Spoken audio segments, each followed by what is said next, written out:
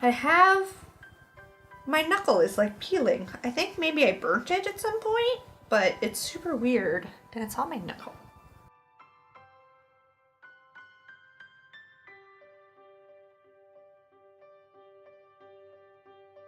Hi everybody, MrsBizz here, and today I'm going to be talking about my first prenatal appointment in Canada.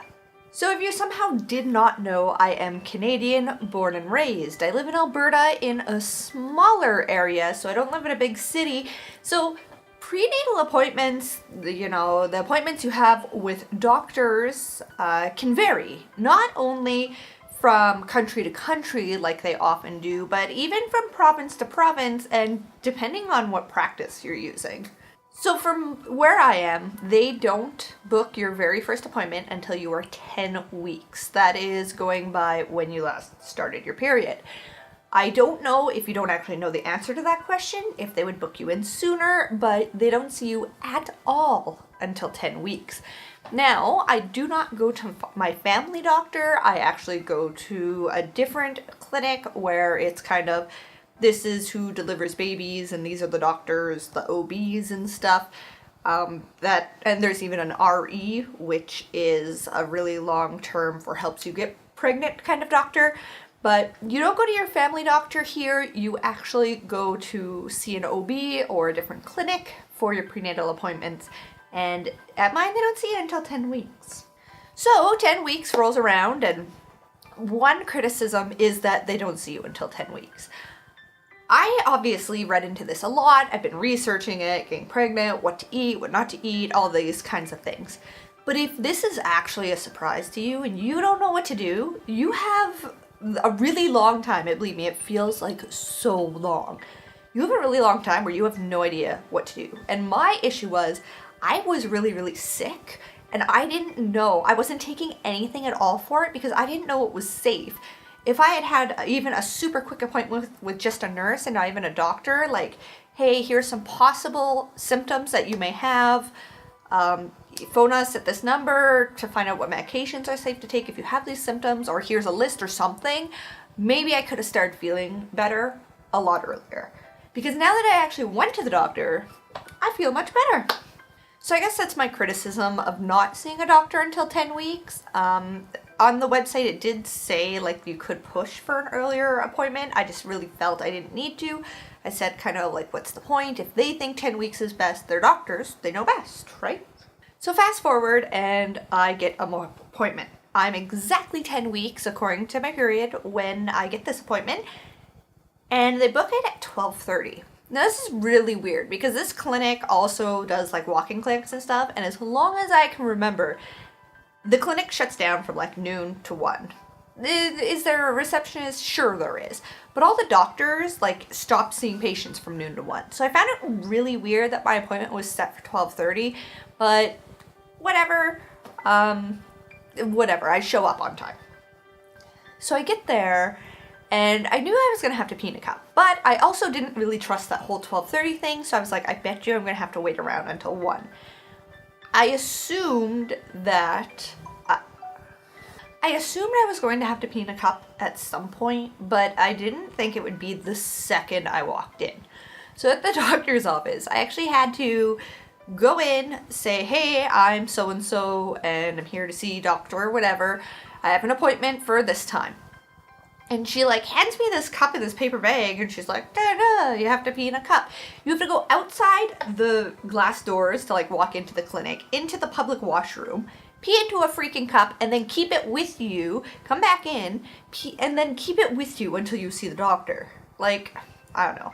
It was a little bit weird and awkward, and I didn't expect to have to pee at that point, so I did not have to pee.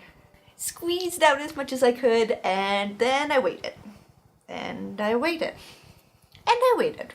And exactly when I thought it would go to happen, at like 2 minutes after 1, my name gets called.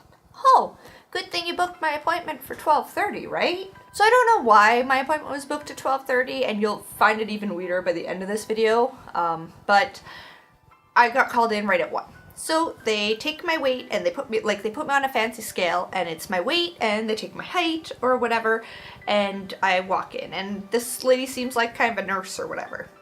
Fortunately, I apparently peed enough, even though it was not even close to the amount they actually told me I needed to pee in that cup.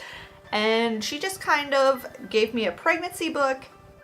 She gave me a bunch of paperwork, a bunch of things, kind of just overview of the clinic, overview of who I can contact if I have questions about pregnancy. There was like a breastfeeding club, like, you know, prenatal classes, like a booklet of information.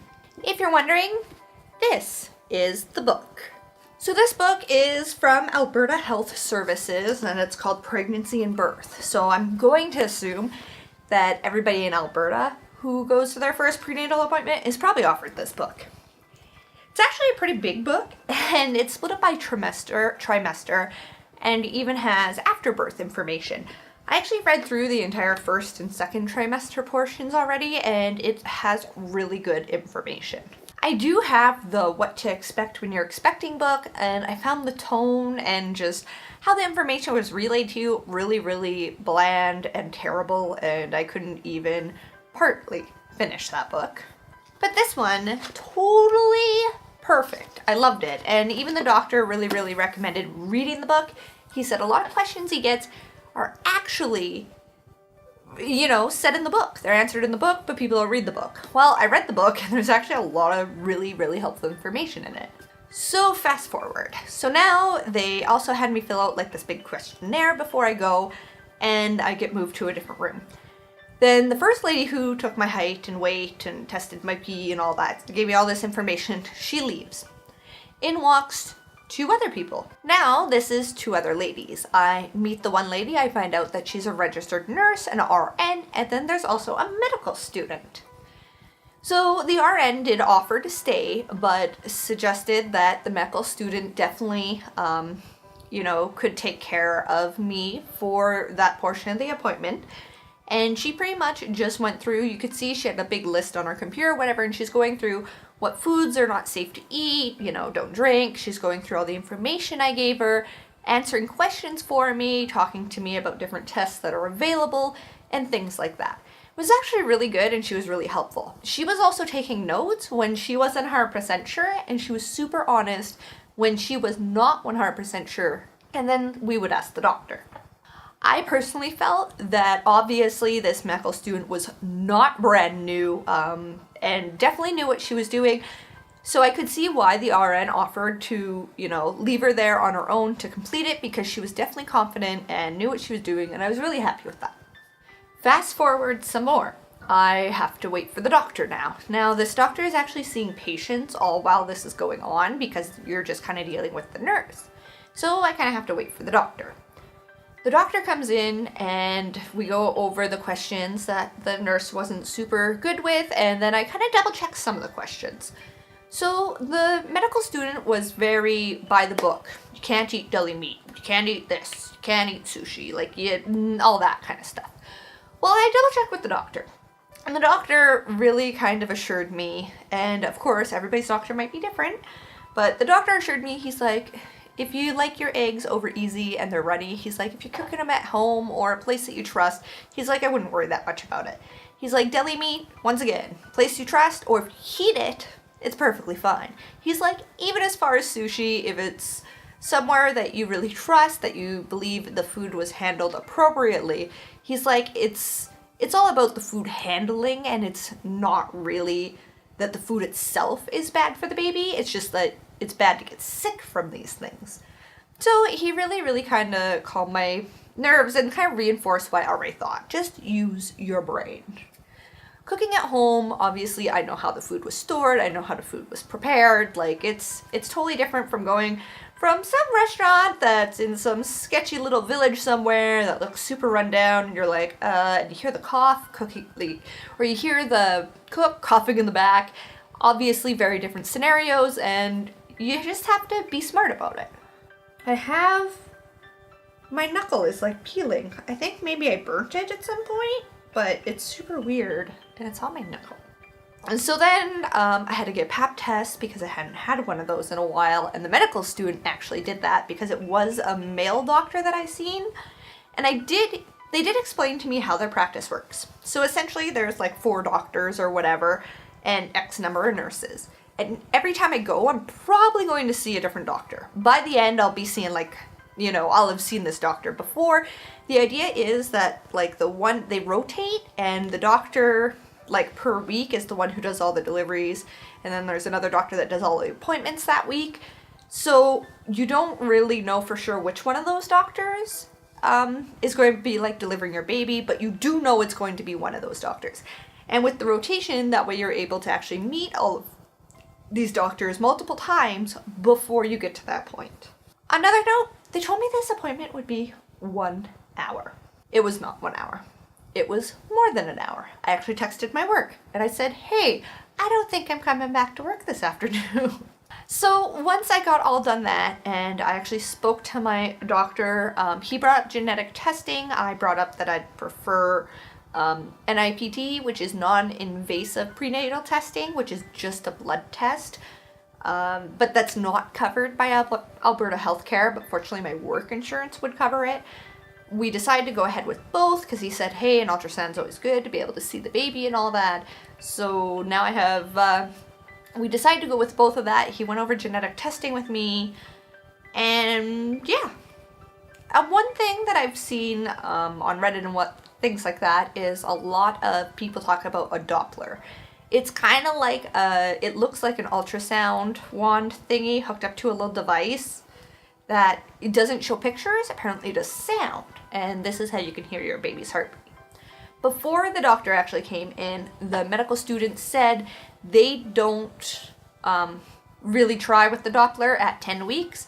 She said, could I find a heartbeat? Probably. She's like, but there's also a really good chance I wouldn't be able to find the heartbeat.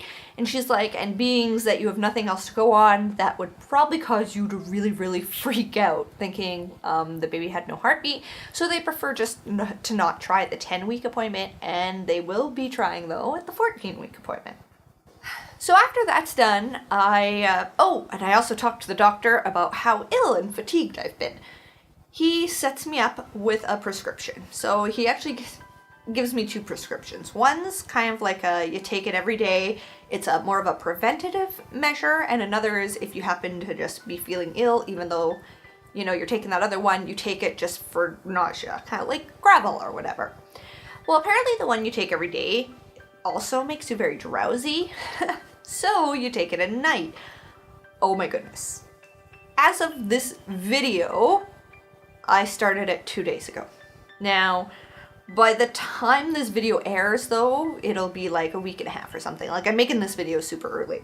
But I feel so much better. And this is why I'm also kind of angry about the 10-week mark. If I would have had an appointment at 6 weeks or 7 weeks when I started to feel nauseous and was offered this, I would not have missed work. It wouldn't have like destroyed my life during that time. Like, I actually had to come home Christmas Day and spend half the day on the couch because I was feeling so ill. Like, it was brutal. And all because I hadn't seen a doctor. I didn't know if I could call anyone or who to call, even if I could, to find out what I could take. And this stuff, like 2 days later, I'm like, this is like a magic pill. I have more energy because it's obviously helping me sleep better at night. Even though I didn't even feel like I was sleeping bad, I must have been. And I don't have the nausea. Like, it's such a life changer. And at first, I was actually really adamant on not taking something every day. Because then, you know, you're worried about babies. So I was like, hey, you know, it's not every day that I'm super, super ill. And he's like, no, he's like, you really want to be doing this every day one. It's preventive. Believe me, we need you eating well, drinking lots of fluids, and you're not going to do that if you feel like even a little bit nauseous all the time. So I was like, fine. Holy crap, I'm so happy that I listened. So what else? Oh, so after that, then the doctor sends out the prescriptions, asks me what pharmacy I use, also gives me a whole bunch of forms to go pee in more cups and get my blood taken. So, small town, they can't do it at the clinic I'm in, right? So I actually have to go to the hospital to get these other tests done, which wait around even longer. She takes like 4, oh my goodness, she took like 4 vials of blood. And this lady, like, I have small veins apparently. See, like my arm still hurts when I stretch it out all the way. Apparently I have small veins. This lady right away, like, hooks up my one arm or puts the elastic around wow, you have really small veins. I'm like, oh gosh, no, please don't make this difficult. So then she does the other arm. She's like, well, this is a little better, I guess. I'm like, oh my goodness. She like pokes me and I'm like, oh, this isn't so bad. And believe me, I've had this lady before and she's had to like poke me like 4 times over. I was like, oh, did she get first try? I'm like, oh, this is so good. And all of a sudden she like moves the needle and like jabs it in farther. I'm just like, ugh. Like, oh gosh, it was so terrible. But fortunately, she at least got it with the first poke and wiggle jab, and she didn't have to do it again. So that was good. And by then I had, it was like at this point, I don't know, it was probably like 3 o'clock that I'm finally at this hospital. Remember, my appointment was scheduled for 12:30. Probably about 3 o'clock that I'm finally at the hospital. And then after that, go to the pharmacy. By then I'm like, well, I'm not gonna go back to work. So that was my first appointment and all the things that tied into it. As far as I know, future appointments should be a lot shorter. Maybe the next one might be a little longer because they'll kind of go over all of the testing that they did on me probably. But generally, I guess prenatal appointments should be pretty quick. Oh, another cool thing. The ultrasound place phoned me. The ultrasound place phoned and apparently they want a dating scan and what's for the NT scan, 2 different ultrasounds that he had requested.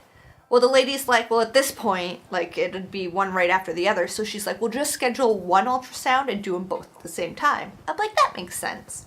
So I have that scheduled for later this month, and I'm super excited. And we should have the results from that by the next doctor's appointment. My husband will be coming to that. But something that I was kind of unhappy with is that the ultrasound lady was pretty clear. She's like, it is only you at the beginning of the ultrasound. If there is time at the end, they'll allow another person in and take pictures. And I'm just really sad because I'm like, I really hope she kind of gave extra time being they're doing 2 ultrasounds in one. If she didn't give me extra time, I'm so afraid that my husband won't get to see the baby.